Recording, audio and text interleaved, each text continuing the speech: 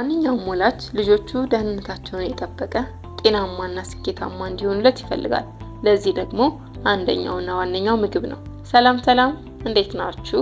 ውድ ዩቲዩብ ቤተሰቦች፣ በዛሬው ቪዲዮ ለልጆች የምንመርጣቸው የምግብ አይነቶች በጤንነታቸው ላይ ከፍተኛ ተጽዕኖ እንደሚያሳድሩ ስንቶቻችን እናውቅ ይሆን? አንዳንድ ምግቦች ምንም ጉዳት የሌለባቸው ቢመስሉም ከጥቅማቸው ይልቅ ጉዳታቸው አመዝኖ እናገኘዋለን። እንደ ዓለም ጤና ድርጅት ገለጻ በአጠቃላይ መበላት የለባቸውም ብሎ የሚዘረዝራቸው የምግብ አይነቶች የሉም። ነገር ግን ጤናማ አመጋገብን ለማበረታታትና ስር የሰደዱ በሽታዎችን ለመቀነስ እንዲወስኑ ወይም ሙሉ ለሙሉ እንዲያስወግዱ የሚመክራቸው የምግብና የመጠጥ ዝርዝሮች አሉ። እኔም በዚህ ቪዲዮ አጠር አድርጌ ይዤላችሁ መጥቻለሁ። አብራችሁኝ ቆዩ።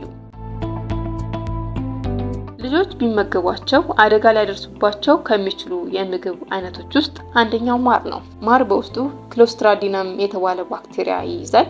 ይህም ኢንፋንት ቦታሊዝም የሚባል ብርቅዬ ግን ለጨቅላ ህጻናት ህይወት አስጊ የሆነ መመረጥ ሊያስከትል ይችላል። ከአንድ ዓመት በታች ባሉ ህጻናት ከማር ፍጆታ ጋር ተያይዞ የሚመጣ የጨቅላ ህጻናት ህመም ከባድ ሊሆን ይችላል። ከዚህም ጋር ተያይዞ እንደ አቅም ማጣት፣ የሰውነት ጥንካሬያቸውን ማሳጣት፣ መልፈስፈስ፣ የምግብ ፍላጎት ማጣት፣ ፊታቸው ላይ ስሜት ማጣት ወይም የደከመ መምሰል፣ ለማዋጥ መቸገር ከምልክቶች ውስጥ ጥቂቶቹ ናቸው።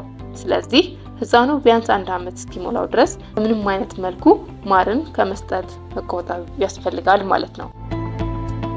ሌላው የላም ወተት ነው። የላም ወተት ከጡት ወተት ወይም ከፎርሙላ ወተት ጋር ሲነጻጸር ከመጠን በላይ ፕሮቲንና ማዕድንን በተለይ ደግሞ ሶዲየም ስላለው የህፃናትን ያልጠነከሩ ኩላሊቶች ሊያዳክም ይችላል። በተጨማሪም ህፃናት የሚያስፈልጋቸውን የብረት ወይም የአይረን መጠን አያሟላም። ነገር ግን ህፃኑ ከ1 ዓመት በኋላ የላም ወተትን መጠጣት መጀመር ይችላል ማለት ነው።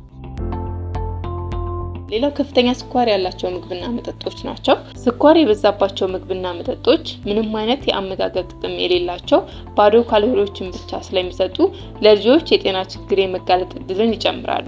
ለምሳሌ ጤናማ ያልሆነ ክብደት መጨመር፣ ከመጠን ያለፈ ውፍረት፣ የልብ ህመም፣ የጉበት በሽታ፣ የስኳር በሽታ፣ የጥርስ መቦርቦር፣ ለጣፋጭ ጣዕም ያልተፈለገ ፍላጎት ማዳበር፣ ለነዚህና መሰል በሽታዎች በቀላሉ ተጋላጭ ይሆናሉ ማለት ነው። ስለዚህ ስኳር ያለባቸው ምግብና መጠጦች እንደ ኩኪሶች፣ ከረሜላዎች፣ ብስኩቶች፣ ኬኮች፣ ቸኮሌት፣ ዶናት፣ የለስላሳ መጠጦች፣ የታሸጉ ጣፋጭ የጭማቂ መጠጦችና ስኳር የበዛባቸው የእህል ምግቦች ሙሉ በሙሉ ከልጆች ምግብ ዝርዝር ውስጥ ማስወገድ ያስፈልጋል ማለት ነው። ሌላው በህፃናት ምግብ ውስጥ ብናካትተው ህፃናትን ሊጎዳብን የሚችለው ጥሬ ስጋ፣ አሳና እንቁላል ናቸው። ጥሬ ወይም በደንብ ያልበሰለ ስጋ፣ እንቁላል ወይም አሳ ሊሆን ይችላል።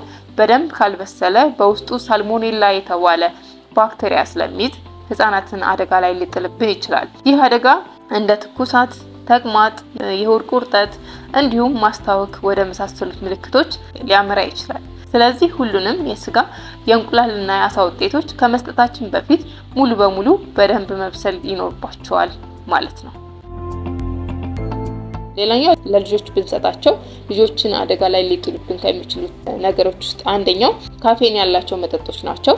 ካፌን የተባለ ንጥረ ነገር በቡና፣ በሻይ፣ በለስላሳ መጠጦች፣ በቸኮሌት ውስጥ የሚገኝ ሲሆን በልጆች ጤና ላይ እንደ እንቅልፍ ማጣት፣ የማተኮር ችግር፣ ድርቀት፣ የምግብ መፈጨት፣ የልብ ምት መዛባት፣ ከፍተኛ የደም ግፊት፣ እረፍት ማጣት፣ ሱስ፣ ራስ ምታት እንደነዚህ ላሉ ከፍተኛ ችግሮች አስተዋጽኦ ያደርጋል። ስለዚህ ከፍተኛ ካፌን ያላቸው ምግቦችና መጠጦች ለህፃናት ጎጂ ስለሆኑ ሙሉ በሙሉ ከምግብ ዝርዝራቸው ውስጥ መወገድ ይኖርባቸዋል።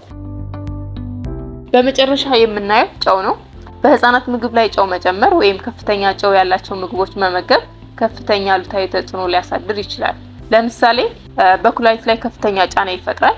ምክንያቱም የህፃናት ኩላሊት ገና በሚገባ የዳበረ አይደለም። ይህ ማለት በሰውነታቸው ውስጥ ያለውን ትርፍ ጨው የማጣራት አቅሙ ውስን ነው።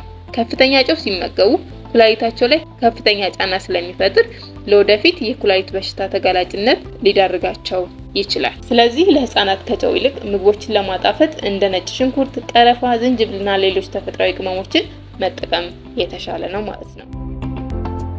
ውድ የዩቲዩብ ቤተሰቦች የልጆቻችን እድገትና ጤና ላይ አደጋ ሊያስከትሉ የሚችሉ ከነዚህ ምግብና መጠጦች ልጆቻችንን ልንታደጋቸውና ልንጠብቃቸው ያስፈልጋል። የዛሬው ቪዲዮ ይህን ይመስል ነበር። ፈጣሪ ሀገራችንና ልጆቻችንን ይጠብቅልን። ደህና ቆዩ።